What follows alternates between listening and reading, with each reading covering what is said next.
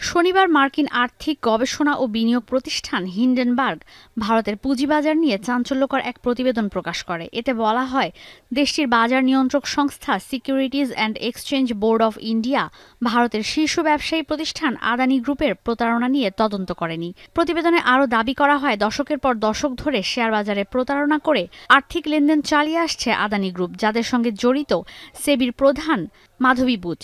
Hindenburg আরও জানায়, ভারতে বড় কিছু ঘটতে যাচ্ছে।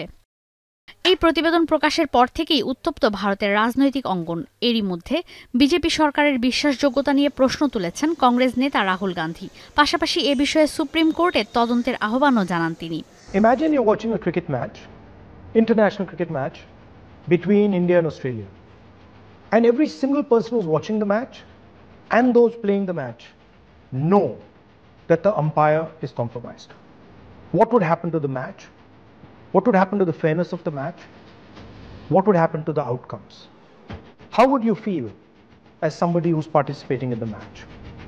This is exactly what is happening in the Indian stock market.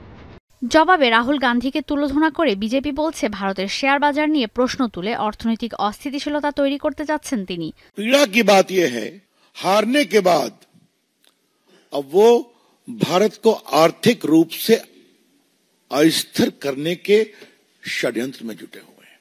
That after being rebuffed by the people of India,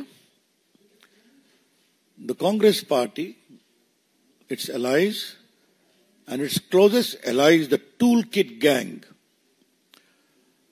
have conspired together to usher in economic anarchy and instability in India.